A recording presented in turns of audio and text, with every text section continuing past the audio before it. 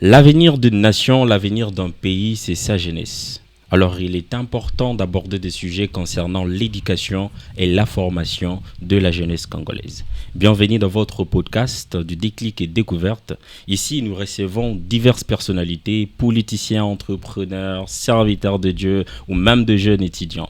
Et aujourd'hui, dans cet épisode, je reçois un jeune brillant que vous allez découvrir dans les secondes qui suivent. Je suis avec Monsieur Benix. Bonjour Monsieur Benix. Bonjour Monsieur Rémi. Vous allez bien ?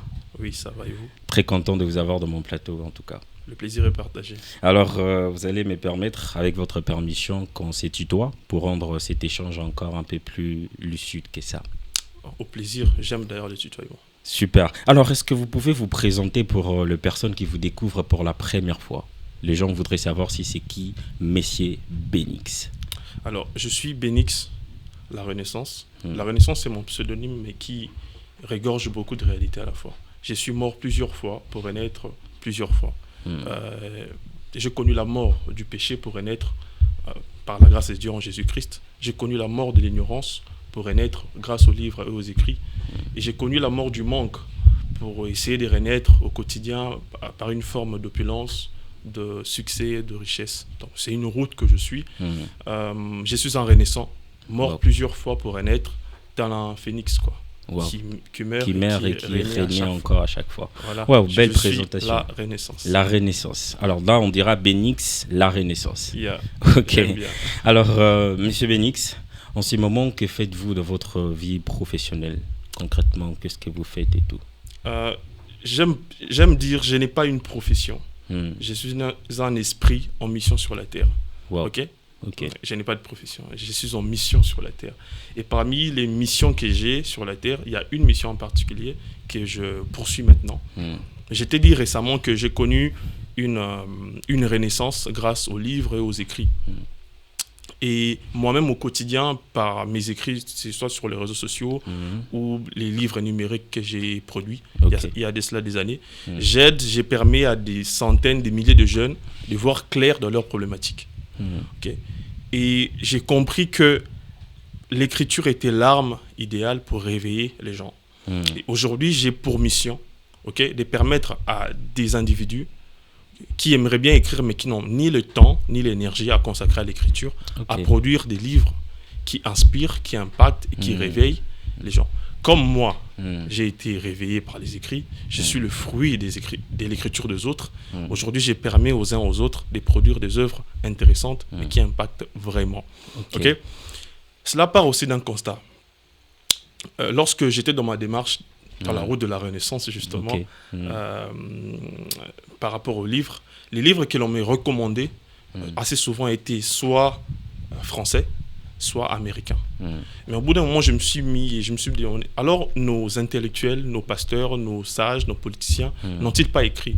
Pourquoi on ne me recommandait pas des livres africains, encore moins congolais. Comme si nous n'avions pas de cerveau, comme si l'homme africain n'était bon qu'à la danse.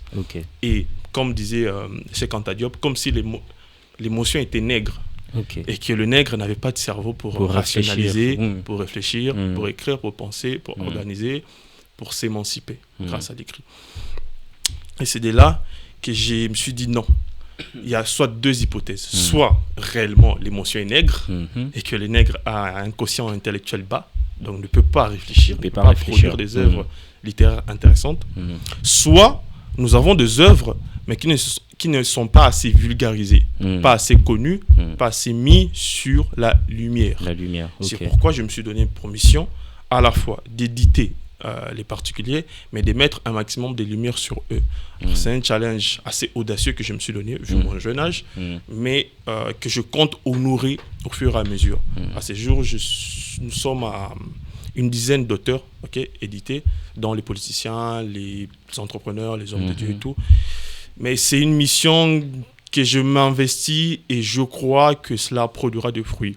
Tu sais, la phrase qui me chagrine le plus, c'est « si tu veux cacher quelque chose dans un noir, mets-le dans un livre ». Il n'y a pas une citation aussi racialiste, aussi raciste, aussi sombre que cela. Et l'homme blanc savait déjà que la clé de l'émancipation pour l'homme noir était dans le livre. Tu sais, au temps de la colonisation, l'esclave avait droit à manger, à boire, à dormir, mais n'avait jamais droit au livre. À lire des livres. Jamais. Il était strictement interdit aux colons de donner un livre à un esclave noir. Parce que le colon savait que le véritable esclavage n'était pas physique, n'était pas les chaînes, mais c'était des chaînes mentales. Le but des chaînes physiques, le but du traitement physique était de donner une certaine forme mentale, aux Noirs. Pour le coup, il était strictement interdit aux Noirs d'avoir accès aux livres. Parce que l'homme blanc savait, dès lors que l'homme africain aurait contact avec les livres, avec des livres et tout, aurait contact avec la connaissance, il s'opérera dans sa tête ce qu'on appelle le déclic de la mentalité. Le déclic. Tu vois? Je vois. Dès lors que l'homme noir aura accès aux livres, il ne sera plus esclave. Oui. Parce que la chose qui le rend esclave n'est pas sa condition physique, c'est sa condition mentale. Et il y a Frederick Douglass, c'est fut un noir, un esclave aussi de l'époque. Il a dit une phrase, un esclave qui est devenu intellectuel. Je vais te raconter son histoire. Il a dit une fois, les jours où tu apprendras à lire, tu seras à jamais libre. Tu sais, Frederick Douglass était un esclave. Et son maître blanc avait une femme. La femme qu'il aimait bien, dans le sens platonique. Allez, pas dans le sens Eros. Je comprends, oui. Dans le sens très platonique. Et sa femme, il s'approchait de sa femme et il avait compris par sa lucidité qu'il y avait un secret dans les livres. Parce que l'homme blanc lisait, mais eux, ils ne lisaient pas. Il avait compris qu'il y avait un certain secret dans le livre. Et il approchait la femme du maître. Et la femme du maître, par ignorance, elle ne savait pas qu'il était défendu d'apprendre aux Noirs de lire. De lire et tout. Et la femme lui apprenait à lire. Au fur et à mesure, Frederick Douglass s'apprivoisait la lecture et commençait à lire et à écrire. Et à comprendre ce qu'il lisait. Au bout de quelques années, l'esclave était devenu l'homme libre. Et l'homme libre était devenu l'intellectuel. Et l'intellectuel avait écrit aussi à son tour. Et il dira plus tard, les jours où tu apprendras à lire, tu seras jamais libre. Parce que oui, il n'y a pas de développement communautaire, il n'y a pas de développement personnel sans un rapport à la lecture, à l'écriture. Exactement. Aujourd'hui, on prêche beaucoup l'entrepreneuriat, oui, mais il y a une manière aussi d'entreprendre. Il ne s'agit pas de tirer dans le vide. Et cette manière-là s'acquiert par les livres. D'où ma mission, permettre à ce qu'il y ait des livres, des nôtres, pour les nôtres, afin que tous grandissent. Alors, ça fait combien de temps déjà que vous êtes en train d'éditer des livres et de mettre les auteurs congolais en lumière? Ça fait combien des années, brièvement? J'ai travaillé en amont il y a 5 ans, je crois. 5 ans. Et j'ai fait beaucoup de choses dans ma vie, du haut de mon jeune âge. J'ai travaillé, je crois, il y a 5 ans dans une maison d'édition. Déjà, j'ai m'accoutumé et tout. Et moi-même, j'ai gratté du texte à ma manière, mais de manière vraiment... C'était passionnel. Avec mes cahiers, mes papiers, j'ai gratté du texte. Mais concrètement, pour mon propre compte, ça fait 1 année et demie. 1 année et demie. 1 année et demie. Mais avant cela, je le faisais, mais pour le compte des autres. Voilà. Alors, on va aussi parler de la jeunesse, comme je l'ai dit au début. Il est important que nous puissions parler de la formation de jeunes et de leur éducation aussi. Exactement. Alors, vous, en tant que jeune écrivain, pensez-vous que le système éducatif de notre pays prépare-t-il vraiment le jeune à la vie active ou à la vie pratique? Je ne cracherai pas dans la soupe parce que je suis quand même aussi le fruit de ce système, en quelque sorte, dans une certaine dimension. Si je parle aussi brillamment, si j'ai autant de belles idées, c'est parce que ce système quand même a su m'apprendre à lire et à écrire. 2 compétences que je pense nécessaires pour qu'un individu sorte déjà de son animalité pour s'hérisser dans une forme d'excellence. Mais ce système ne permettra jamais un certain développement à l'Afrique. Pour la simple raison que ce système nous éduque par la culture des autres. On apprend la culture des autres à l'école. Pour preuve, quand toi et moi on était à l'école primaire ou aux humanités, on nous a bombardé des noms comme Stanley, Diego Cao, Christophe Colomb, Mandela, même les écrivains français. Moi, je me souviens en 5e des humanités, il y avait tout un cours la littérature française. On apprenait les Jean-Jacques Rousseau, mon poète préféré, les poètes des 17 ans. J'allais dire Socrate, heureusement. Bon, bref, Arthur Rimbaud. Okay. On nous apprenait Arthur Rimbaud, on nous apprenait tout. Mais en aucun moment, on nous a appris qui était Kimpa Vita. Du moins en profondeur. Qui était Simon Kimbaou, qui était Joseph Kabila, qui était Mobutu, qui étaient nos héros en fait. Et lorsque ce système qui a été déjà conçu par les colons t'éduque à telle enseigne que tu aies l'amour pour la culture des autres, au bout d'un moment, tu n'as plus ta culture. Et l'économie est basée sur la culture. Exactement. C'est ce qu'on ignore. Si aujourd'hui nous consommons Amérique, si aujourd'hui nous consommons Chine, parce que la culture chinoise ou américaine s'est apaisantie sur nous. Parce que c'est d'abord une guerre des cultures. L'économie est d'abord une guerre des cultures. Et lorsque nous avons des jeunes hommes qui savent tout des autres, mais qui savent rien d'eux-mêmes, ils sont gommés. C'est ça. Ils n'ont même pas l'amour de leur propre culture. C'est pourquoi nous avons du mal à produire congolais et à consommer congolais. Parce que si tu grandis et tu n'as même pas la fierté de ta propre culture, tu rénies même l'Ingala. Tu penses que c'est devenu démodé à l'Obalingala. Et tu valorises une autre langue. Et tu valorises une autre langue, qui est quand même une langue excellente, savante. Le français est une langue savante. Mais au bout d'un moment, tu ne grandis pas avec l'amour de ta culture. Alors que les nations qui se sont développées, sont des nations qui sont ancrées dans leur culture. Dans leur culture, exact. Les États-Unis ont compris la puissance de ce qu'on appelle le soft power.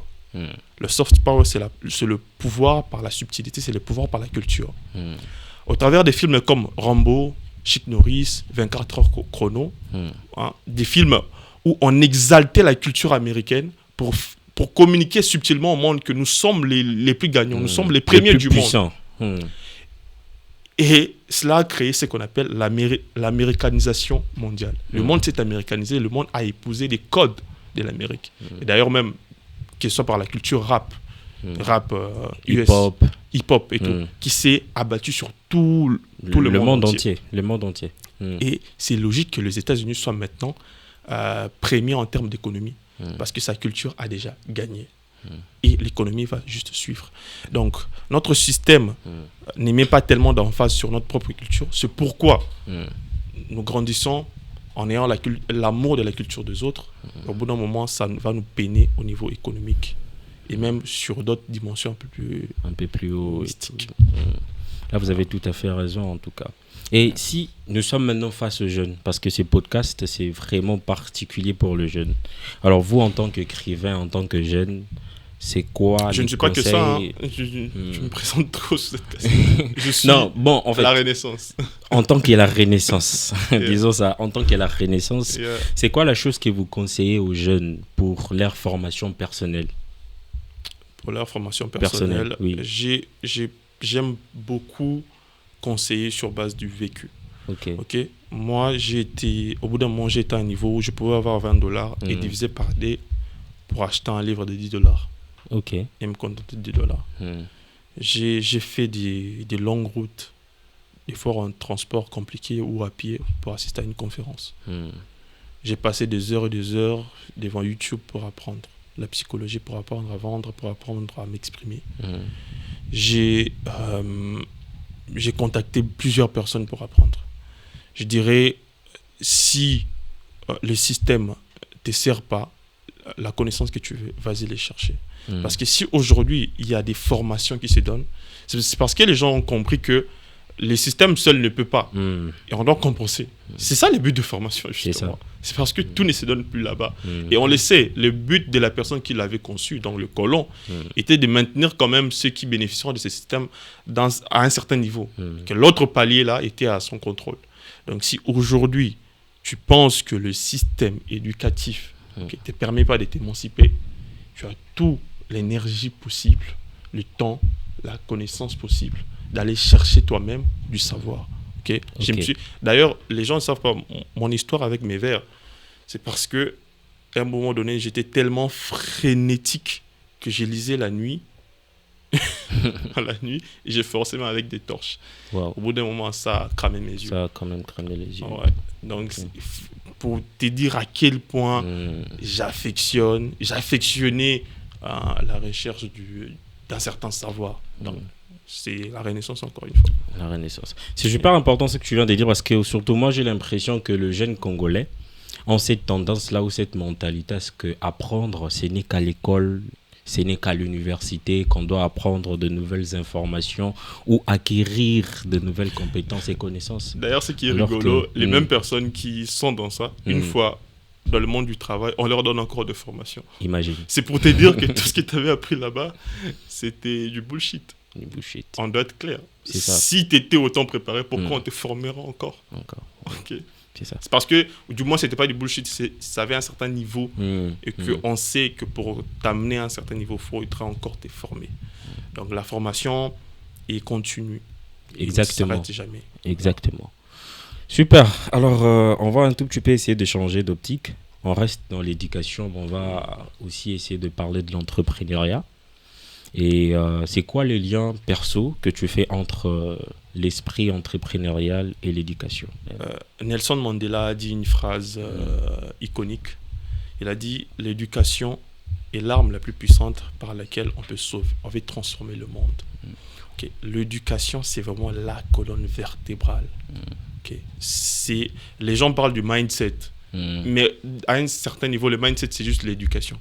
Si toi et moi, aujourd'hui, on est là en train de faire ce podcast, essayer de donner de la valeur aux jeunes, c'est parce qu'on est éduqué d'une certaine manière. Exactement. On a conscience qu'il faudrait se battre, qu'il ne faudrait pas juste être assisté, qu'il ne faudrait pas juste dépendre des parents, qu'il ne faudrait pas juste dépendre de l'État.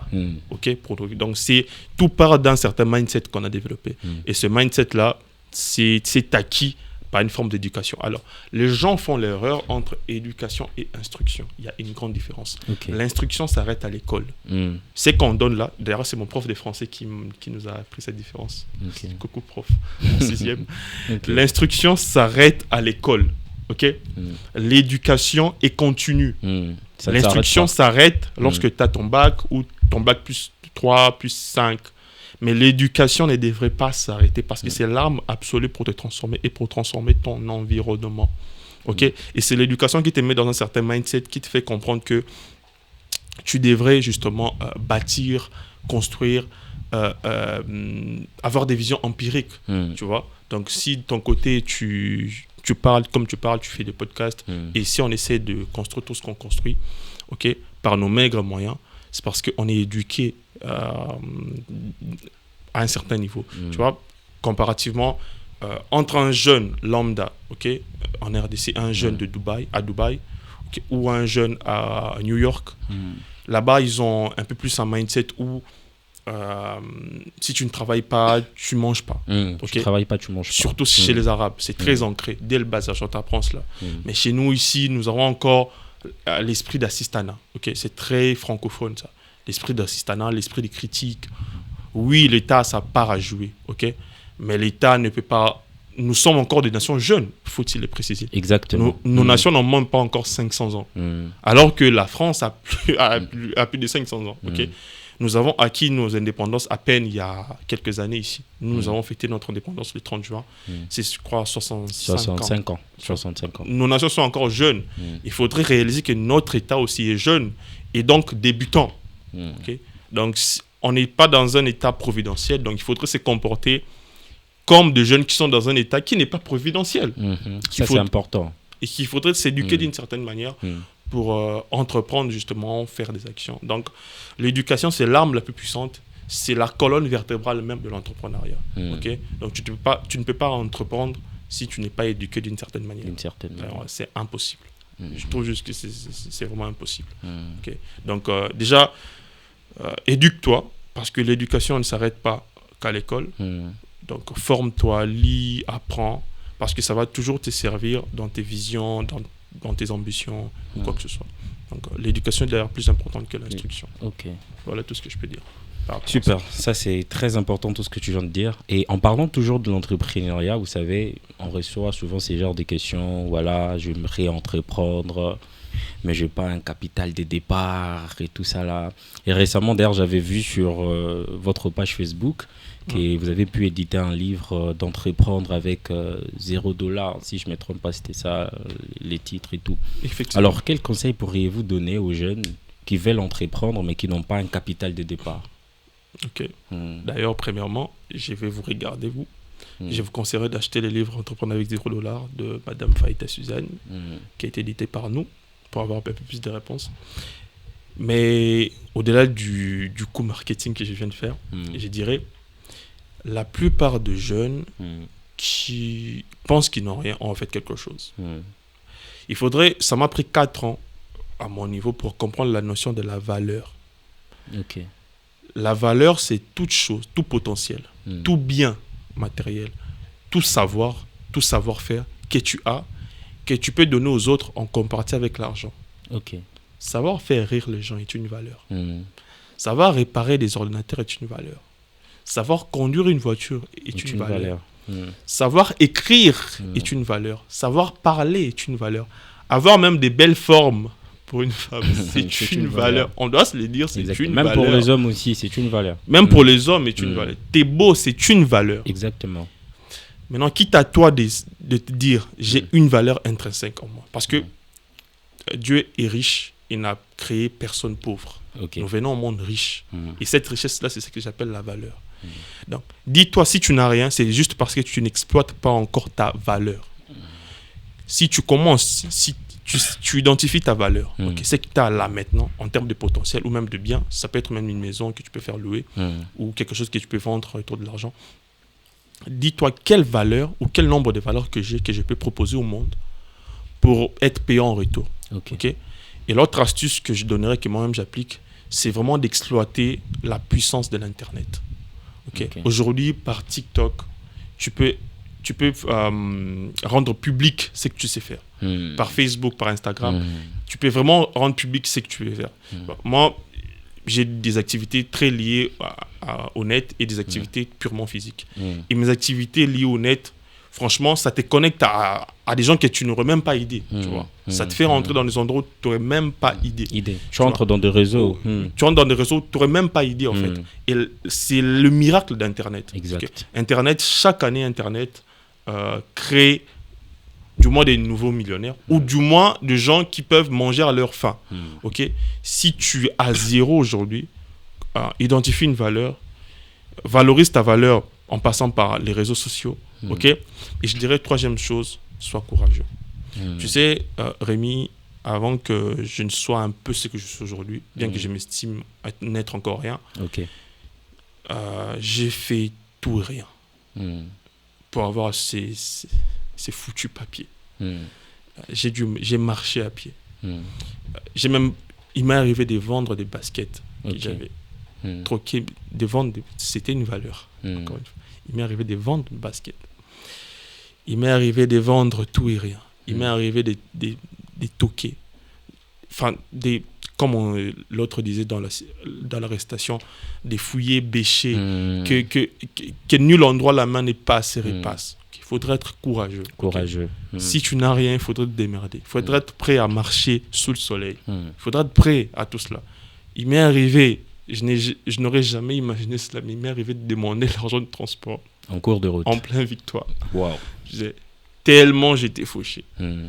Et ça me révoltait, J'appréciais cette dureté, mais ça me révoltait. Il m'est arrivé de faire juste des pieds, des nombres incalculables de fois. Mais j'étais courageux. Mais j'ai différencié quand même le courage. Parce que les Kinons ne manquent pas de courage. Mais je dirais qu'il y a un courage très bête et un courage très intelligent. Il y a des jeunes, ils sont courageux, mais à peine ils gagnent, à peine, c'est des putes, c'est la bière, c'est des dépenses inutiles. Et les dépenses inutiles. Et les habits pour impressionner les gens. Mais il y a le courage intelligent où tu encaisses un peu d'argent, tu te dis, je vais quand même économiser, faire ci ou multiplier, investir ici, voir comment garder, dépenser intelligemment, tu vois. Et je parle de ce courage-là intelligent. Et justement, ça se relie. Le côté éducation, se former et avoir du courage. Si tu n'as que du courage et tu n'as pas une certaine éducation, tu auras le courage bête. Exact. Tu seras là à porter des poids, mais qui vont t'épuiser, tu vas tomber malade, ton argent va servir à Oui, ça, réparer c'est ton vrai, en corps. tout cas. Tu vois. Mais je dirais avoir un courage intelligent, c'est vraiment important. Que si là, tu es à zéro, ne pense pas d'abord à entreprendre. Ok. Parce que ce mot-là, entreprendre, est même la base, ok, du manque de beaucoup de jeunes. Parce que la plupart des jeunes pensent qu'entreprendre, c'est forcément un bureau, un oncle qui me prête de l'argent, ok, des cadres, des machines et tout. Non, l'entrepreneuriat, c'est faire rentrer de l'argent dans ta poche. Que tu sois assis chez toi à la maison, que tu vendes à la rue, que tu sais faire rentrer de l'argent dans ta poche. Exact. Okay. Donc, si tu n'as rien, ta priorité devait être comment est-ce que j'ai fait rentrer ces papiers dans ma poche qui est assez vide. Tu peux même aller trouver de l'emploi, faire du freelancing, ok, être freelance, être payé journalier, mais juste dans ta tête, faire rentrer de l'argent dans ta poche. Oublie le formalisme de l'entrepreneuriat. Les bureaux, les photos Instagram, c'est un piège dans lequel on nous plonge, nous, la jeunesse. Parce que j'ai beaucoup d'amis camerounais, jeunes camerounais et tout. Et là-bas, ils ont un autre mindset. Leur priorité, c'est mon chiffre d'affaires. Il va te dire combien tu as fait. Il ne va pas te dire toutes les choses là. Ça vient pour essayer de mettre la structure. Mais au début, tu n'as rien. Ok, ta priorité serait de mettre l'argent dans ta poche. De mettre l'argent et ne pas penser d'abord au superflu et tout ça. Là. Non. Ça, c'est le côté marketing, c'est le côté formalisme. Okay. Mais au début, faire rentrer l'argent dans ta poche. Il y a des gens qui n'ont pas de bureau, qui n'ont rien, mais qui font tout en ligne. Exactement. Mais qui gagnent bien plus que toi qui vas... En plus, c'est plus de charges encore en termes de bureau et tout. Un jour, un jeune, peut-être qui va se reconnaître, est venu m'écrire. Tu sais, on m'écrit un peu souvent. Et les gens me collent l'étiquette du coach. Bon, j'accepte des manières... ça me tombe dessus. Ok. Il est venu me dire, écoute Benix, je suis dans le milieu de l'e-commerce, donc vente en ligne. Et j'aimerais prendre un bureau.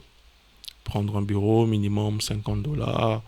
Tout. Je lui ai dit, est-ce que tu veux vraiment un bureau ou tu veux avoir l'air d'un entrepreneur? Parce que si tu fais de l'e-commerce, tu peux avoir tes rendez-vous dans des restaurants chics. Exact. Tu peux avoir tes rendez-vous dans de beaux espaces. On dit un espace, bels espaces. Du coup, tu peux avoir tes rendez-vous dans des cafés. Ça te réduit la dépense. Pourquoi est-ce que tu veux toujours être dans le formalisme? Je l'ai dit d'ailleurs, tu vas plus gagner en prenant tes rendez-vous dans des endroits chics. Tu passes tes rendez-vous, tu deals tes marchandises. T'es calme, tu te réduis. Le temps où tu te rendras compte que tu as assez d'argent pour vraiment prendre un bureau et tout. Oui, mais tu es encore au début là, tu veux te tracasser la tête avec le formalisme. Tu vois? Je vois. Fais des choses cherche à gagner plus en dépensant le moins possible. Le moins possible. C'est aussi ça, être entrepreneur. C'est pas tout ce formalisme-là qu'on essaye de mettre dedans. Coller et tout. Donc, c'est tout ce que je dirais pour vraiment les jeunes qui sont à sec et qui aimeraient faire quelque chose. Qui n'ont pas de capital et tout. Et pour plus de... Si tu veux vraiment te plonger dans le sujet, le livre Entreprendre avec $0 est là. Vous pourrez même écrire à mon précieux Rémi. Il vous guidera à bon port. Donc ça vous bénira. S'il faut parler comme un homme de Dieu. et j'ai beaucoup aimé le point où vous avez parlé de réseaux sociaux. J'aimerais qu'on insiste encore un tout petit peu à ça. Vous savez, aujourd'hui, j'ai l'impression que beaucoup de jeunes qui entrent sur les réseaux sociaux, ce n'est que pour se divertir. Donc, j'entre pour aller voir telle personne, comment est-ce que la personne danse. Je peux avoir tel comédien, comment est-ce qu'il fait les choses et tout ça. Alors qu'avec les réseaux sociaux, tu peux bâtir tout un empire, en fait. Tu peux faire beaucoup de choses grâce aux réseaux sociaux. Moi, personnellement, personne ne m'a appris comment concevoir des affiches sur Adobe Photoshop. Personne ne m'a appris. Donc, j'avais des coachs que je suivais sur TikTok, que je suivais sur YouTube. Je passais des nuits blanches, d'ailleurs, Ok. en train d'apprendre, en train de lire, de suivre des vidéos comme toi. Moi aussi, je voulais avoir des problèmes des yeux et tout. Donc, c'est super important. C'est le prix à payer. Les prix à payer. C'est super Ouais. important pour le jeune de ne pas justement s'arrêter à l'université, s'arrêter à l'école là où tu es. Vas-y sur les réseaux sociaux. Tu ne peux pas passer toute une journée, tu scrolles sur TikTok sans pour autant acquérir de nouvelles informations. C'est con en fait. C'est pas cool. C'est Voyons un peu. aberrant. D'ailleurs, sur le sujet, j'aimerais dire, les divertissements, c'est quand même aussi une forme de valeur. Parce que ça paye à un certain niveau. Herman a mis aujourd'hui, il est dans le milieu du divertissement. Exact. Toi et moi, on n'a pas son niveau. Ouais. De loin. De loin. Awati Maluku. Ah, Tu trop vois. loin. Mais le problème, c'est d'être consommateur et non créateur sur les réseaux sociaux. C'est ça. Si tu passes ton temps à regarder des filles en train de remuer leurs fesses, ces filles-là, elles vont vendre leurs... Parce que la plupart de ces filles-là, des fois, tu vas voir, elles vendent quelque chose. Elles postent quelque chose. Ou même, si elles ne vendent pas, elles vont trouver une bonne relation amoureuse. Avec un gars qui a de D'autres même l'argent. ont des comptes monétisés, donc en Yeah. faisant des vidéos, elles D'autres gagnent même en retour. ont des comptes monétisés. Et s'il faut un peu dévier le sujet, l'industrie de l'érotisme, qui compris les danses érotiques et tout, pèse en milliards. Exact. Donc toutes ces filles-là qui font ça, elles sont, on peut dire, moins intelligentes, mais ça leur apporte. Maintenant, le problème lorsque toi, tu passes ton temps à juste regarder, mater, c'est que tu ne crées rien à ton niveau. Tu ne fais que les enrichir. Exactement. Les enrichir encore dans une forme de médiocrité. En lieu place de le regarder, crée. Tu peux, si tu es comédien, tu peux divertir les gens, mais tu crées au moins.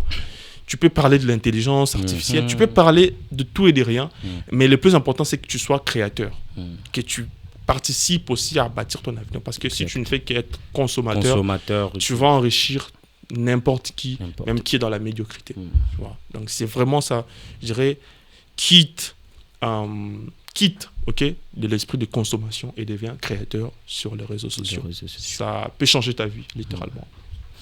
Super. Alors, je pense qu'on va changer d'optique parce que nous sommes déjà en train de cheater dans notre podcast. Vite, hein. Ok.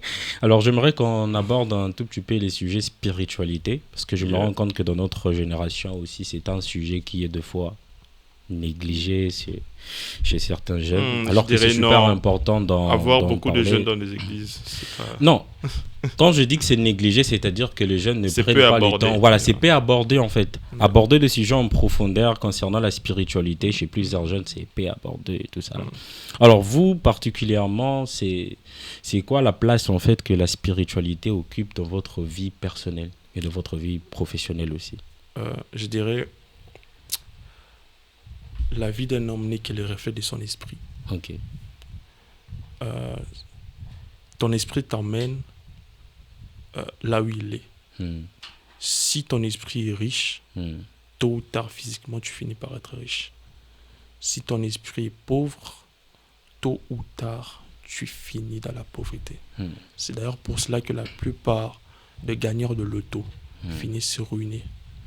Parce que la richesse, la vraie, est d'abord une question d'esprit, de mind, de ce qu'il y a à l'intérieur. Ok. Et c'est même dans ça que je distingue être un homme fortuné et un homme riche. Okay. Parce qu'un homme fortuné, c'est un homme qui a juste de l'argent. Mais un homme riche, c'est un homme qui a de l'argent, mais qui a plus que ça. Qui a de l'argent intérieur, qui a de la valeur intérieure. Donc, juste par ces quelques phrases, ça te fait rendre compte à quel point je prête une attention mais très particulière au sujet de la spiritualité. Et moi, je distingue catégoriquement la spiritualité et la religion. Okay. Parce que, comme tu as dit, la plupart des jeunes sont religieux. Et non spirituels. Dans le formalisme religieux. Tu les verras en train de filmer, ils sont à la montagne, ils sont au jardin botanique. Ils récitent des versets. Oui, c'est bien. C'est bien. Mais la religion, c'est la forme. La religion, c'est des dogmes. La religion, c'est des peurs. On te fait peur dans la religion. Okay. La religion, c'est une cage.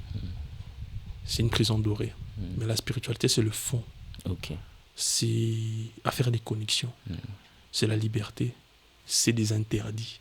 C'est des lois. Dans la spiritualité, on ne parle pas de péché, on parle de loi et d'interdit. Ok. C'est que tu enfreins l'interdit, tu es puni. Ça. Donc, d'ailleurs, être un homme spirituel, c'est la plus belle chose qui puisse t'arriver. Ok. Est-ce que tu as déjà vu un arbre pousser sans racines? Impossible. De la même manière, il est impossible à un homme d'être grand, empirique, iconique, sans avoir des racines profondes. Et les racines, c'est ce que les gens ne voient pas, mais qui tiennent l'arbre. La racine, c'est la spiritualité. C'est ta colonne vertébrale. C'est ton bijou que personne ne voit, mais que tu devrais chérir, justement. Parce que sans elle, tu es fragile. Tu sais, il est possible d'être riche, d'être fortuné. Mais les gens fortunés finissent toujours par avoir des gens spirituels à côté d'eux pour soutenir leur fortune. Exact. Toujours. Toujours. Là, c'est vrai et important. Il n'y a pas de trône sans autel. Si tu n'es pas toi-même spirituel et que tu te retrouves avec de l'argent, ton premier réflexe serait de trouver quelqu'un qui est spirituel, qui pourrait garder, conserver, bâtir ta fortune. Parce que un jour, Job était riche, il s'est passé des choses spirituelles, il s'est retrouvé pauvre. Il s'est passé encore des choses spirituelles, il s'est retrouvé riche. C'est pourquoi, si j'ai dit tout haut que je finirai riche, minimum millionnaire, c'est pas pour me le péter. Okay, pour me la péter, excuse-moi. C'est parce que je sais que c'est une suite logique. Parce que mon esprit est dans une certaine fréquence. Et mon esprit ne peut que m'emmener à cette réalité-là. Tu vois, ton esprit t'emmène là où il est déjà. Donc, si j'aimerais donner un conseil aux jeunes par rapport à la spiritualité, c'est que la religion, c'est le salon. Mais il faudrait aller à la chambre. À la chambre, ok. Okay. La chambre, c'est la spiritualité. Aller à l'église, c'est bien. Faire tous les dogmes religieux, c'est bien. Mais il faudrait entretenir une relation personnelle avec Dieu. Et pour nous, chrétiens, notre Dieu, c'est le Christ. Ok. S'il faut un peu parler de ce volet-là à mon sujet, c'est que très tôt, lorsque je me suis converti, lorsque j'ai connu la renaissance du péché en Christ, je m'étais dit, je ne veux pas que quelqu'un m'enseigne la Bible sans que je l'ai lu entièrement moi-même. Okay. J'ai lu, comme la Bible, c'est ma feuille de route en tant que chrétien, je l'ai lu entièrement. Si je ne m'abuse pas 2 fois. Tu vois. Et j'ai creusé, et Dieu aidant, j'ai creusé plusieurs choses. Et ça m'a transformé. Tu vois. Les gens m'avaient connu d'une certaine manière. En fait, moi, lorsque je me suis converti, j'étais devenu bien plus confiant, plus fier de moi. Okay. Parce que la spiritualité te rend fier. Parce que tu découvres que toi et Dieu, vous faites un. Okay. Tu découvres qu'en fait, en réalité, tu n'es que la projection de Dieu. Okay. Et que comme Dieu t'est appelé à bâtir, à créer par ta parole. Et non par les muscles. Je m'arrête là. Alors déjà, si je comprends bien à propos de parce que la parole est créatrice avant les muscles. Alors, il y a une chose que tu as dit, et je sais pas, essaie un peu de nous éclaircir là-dessus. Donc, selon vous, un jeune ne peut pas réussir sa vie sans une base spirituelle qui est solide. Tout est énergie, tout est spirituel. C'est par la foi que nous reconnaissons que les réalités visibles ont été tirées des choses invisibles, et que le monde a été conçu par la parole de Dieu. Hébreux 11. C'est comme ça. Comme je disais, tu peux être fortuné. C'est possible. Il y a des gens, ils n'ont rien à foutre de la spiritualité. Même de la spiritualité. Mais ils ont leur vie. Il y a même, je crois, en Japon, on ne croit même pas que l'homme a l'âme. Tu vois. Il y a des courants comme ça où on s'en fout de l'âme, on s'en fout de l'esprit. Mais je dirais, tu atteins un certain niveau de bonheur, de confort, de paix lorsque tu es quand même spirituel. Tu sais que si j'ai fait tel songe ou j'ai vu ça, c'est ça. Tu es dans une autre forme de contrôle. L'argent te donne le contrôle dans le monde des humains. L'argent répond à tout, dit la Bible dans Ecclésiaste. Mais la spiritualité te donne beaucoup de recul, ok, et beaucoup de contrôle. Et c'est vraiment dans la spiritualité que tu comprends d'ailleurs que l'argent est irréel. Ok. En fait, l'argent, c'est une sorte de chiffres et des papiers qu'on imprime. Okay. Dans la spiritualité, tu comprends que la véritable monnaie, en fait, c'est ta valeur. Okay. On en revient encore une fois. C'est ce qui t'avait été donné avant que tu ne viennes. Okay. Tu découvres que pour attirer justement ces papiers-là, créés par les hommes, il faudrait juste développer ta valeur. Tu as une autre lecture même de l'entrepreneuriat, de la vie. Et tu comprends. Et les vrais hommes spirituels sont détachés de l'argent. C'est pas dire qu'ils n'ont pas d'argent. Il faut avoir beaucoup d'argent. Mais ils ont un rapport à l'argent très particulier. Tu vois. Ils ne sont pas dans l'avarice. Ils savent comment même manipuler des lois invisibles pour attirer ce qu'ils veulent. Tu vois. Donc, il est possible d'être fortuné. Oui. Mais à un certain niveau, si tu veux faire partie de ce que j'appelle le top 1%, qui est mon idéologie, bientôt il y aura des polos là. Si tu veux faire partie du top 1%, il faudrait quand même que tu sois spirituel. Et ce monde, et d'ailleurs l'Europe, ou même plus largement ce monde, a été créé, conçu, façonné par des gens spirituels. L'Europe a été conçue par les rosicruciens et les francs-maçons. Paris a été taillé sur base des mathématiques, des trucs franc-maçonniques.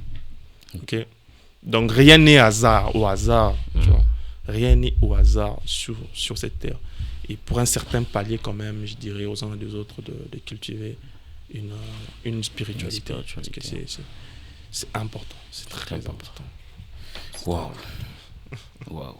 Je me rends compte que je viens de passer de beaux moments où on a abordé, je ne sais pas si tu t'es rendu compte de ça, mais on a abordé plusieurs sujets à la fois. On a parlé de l'éducation, la formation, l'entrepreneuriat et même la spiritualité. C'est ça être dans le top 1%. C'est ça être dans la Renaissance. C'est que tu vises... En fait, dans la religion, on te diabolise l'argent. On te diabolise le pouvoir, on te diabolise le vouloir être puissant. Mais dans la spiritualité, tu comprends que tout ça n'est que la conséquence logique de qui tu es.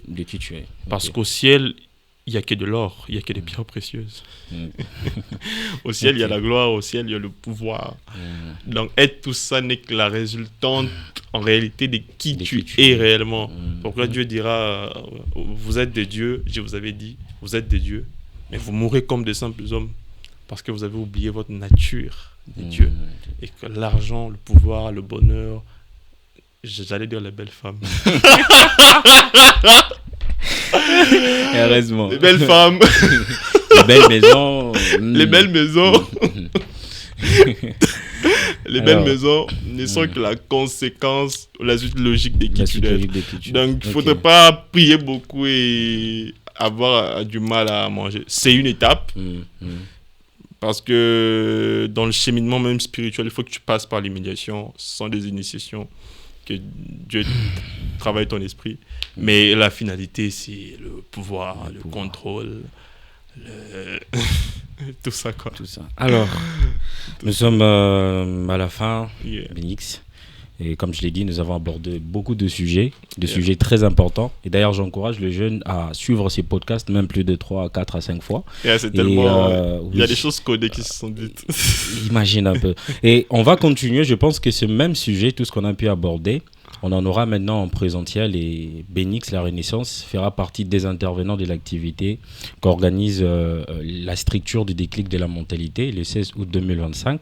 Donc pour ceux qui veulent participer, on va laisser un lien dans la description de la vidéo. C'est 16 août 2025, la conférence populaire de la jeunesse congolaise. On abordera ces genres de sujets avec de jeunes et on va en discuter, on va en parler. Donc très contente de recevoir sur Déclic et Découverte Benix, la Renaissance. Merci. On a passé des moments très importants et très capital pour la jeunesse. Alors, on va finir par ici. Vous allez justement regarder votre caméra principale et vous allez dire un dernier mot aux jeunes, un dernier conseil aux jeunes et on va s'arrêter là. Ok. Déjà, avant de dire un dernier mot, j'aimerais remercier parce que le remerciement est une vertu, est une valeur. J'aimerais remercier mes parents biologiques qui ont fait de leur mieux pour donner naissance à un tel enfant. J'aimerais remercier mes frères, mes sœurs biologiques. Sans eux, je ne serais peut-être pas qui je suis maintenant. Et remercier également mon mentor, Jonathan Isaac K. Remercier notamment Pasteur Faïta Suzanne. Remercier aussi mon père spirituel, le prophète Joël Francis, la ligne de la victoire. Et si j'aimerais donner un message aux jeunes,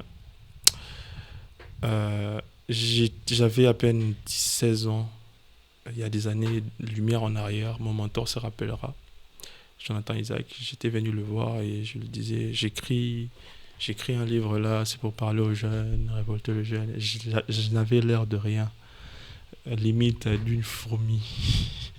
Et une fourmi prétendait changer les jeunes. Et je me rends compte que d'ailleurs lui-même, il ne m'avait pas pris au sérieux, effectivement. Mais aujourd'hui, on tient. Pour dire que j'ai une passion très particulière à la jeunesse. Et pour moi, la vie est une fête. La jeunesse est une fête. La vie est une fête. Et faites ce qui vous fait plaisir, ok? Faites ce dont vous êtes passionné. Ne faites pas des travails qui vous procurent aucune joie, aucune élévation. Faites ce que vous voulez, ok? Émancipez-vous dans le bon sens. Travaillez. Visez haut. Visez les 1%. On se voit à la conférence de la structure de Rémi. C'est tout ce que j'ai à dire. J'ai beaucoup à dire. J'arrive pas à structurer. Mais je pense que c'est ça. 1%. À plus.